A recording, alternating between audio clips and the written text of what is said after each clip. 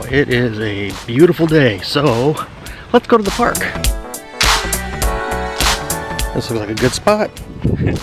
As I said, just a beautiful day. I don't know how well this is gonna work, but a helicopter just showed up a second ago to start spraying, I'm assuming for mosquitoes, so not sure how well my audio is gonna sound here. Also a little bit on the windy side. Oh, there it is. We'll try to keep this working. I hope you guys are having a great day. So today, I'm like, what am I gonna do for my first TV Photog tip officially on YouTube? I've been doing this on Twitter for a couple of years, and then someone suggested, hey, why don't you try a YouTube channel? So I was thinking about it. What do I do that I can do on YouTube that I can't show in a tweet? And let's go to one of the first lessons that I learned in broadcast, and that is to coil cable. It's one of the first things that I had to learn in radio class in college, thanks to my professor, Mark Newcomb. Shout out, hi Mark, if you're watching. And so we're going to learn how to coil cable. Now, coiling cable is a skill that I think a lot of people just don't recognize, unless you're a tech person, how important it is. So the deal with cable is that it's not a rope. Inside, this is just a plastic sleeve. And inside there are cables that could break if you pull on it too hard, twist it, whatever. So it's proper care and maintenance is a key to having a long lasting cables, because cables aren't cheap. This is just an extension cord. You can get those for a couple bucks at a hardware store, but microphone cables and even some other cables like coax or whatever, they can get expensive. So you want to be good to your gear, because you want to make friends with the engineers. That's another little tip. Make friends with the engineer. Hi Gary, hi Sean, hi many former engineers that I worked with.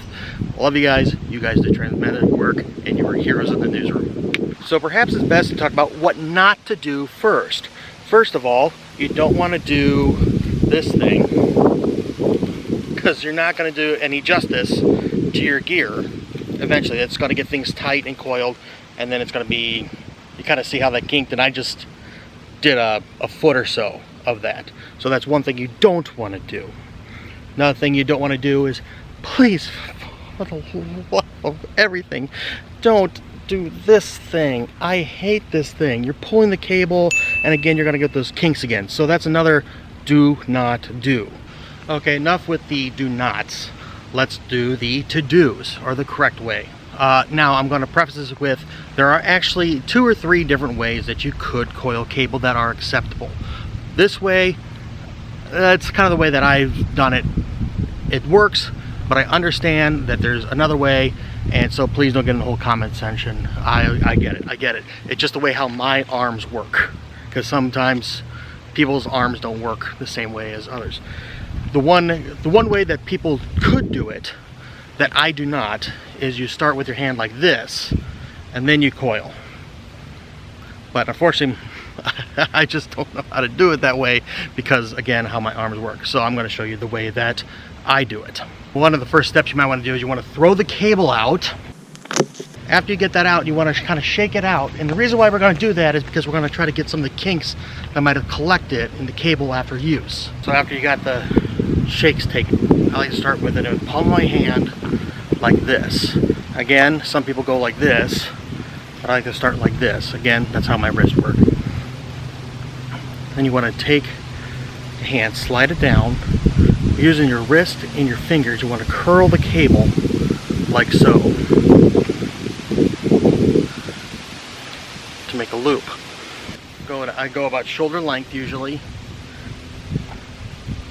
Throw that. So I got my loop. Second one's a little bit more tricky. Again, you want to slide your hand down. The reason why you're sliding your hand down is because if you got mud or dirt on there, you're pushing it off with your hands. If you've got gloves, that's a good thing to wear. I'm going to push that down. I'm going to twist my wrist this way. See I'm doing that?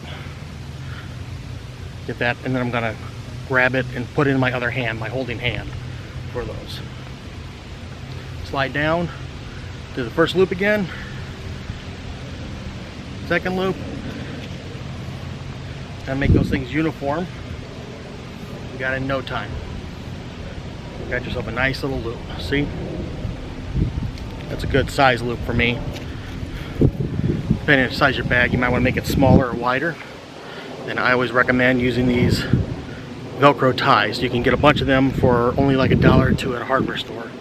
And that way everything doesn't get caught together.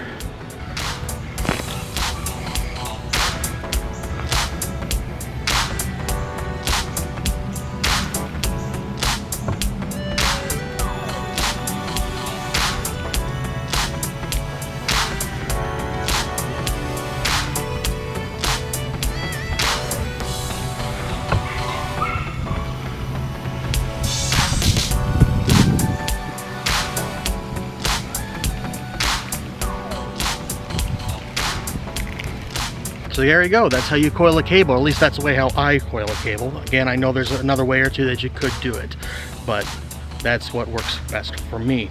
So thank you for joining me. Please subscribe so I know you're interested. Give me a like if you like the video, and leave a comment if there's maybe a tip that you want me to share or something that you want me to tackle in a future episode. But thank you for joining me. I'm Bill, and this has been TVPhotogTips. Thanks. That is not framed right. Thanks for checking out TVPhotogTips. My name is Bill Medicki, and I gotta look at the lens. Hey everyone, thanks for checking out. Okay, now one of the first steps you might want to do is you want to throw the cable out, throw the cable out, throw the cable out.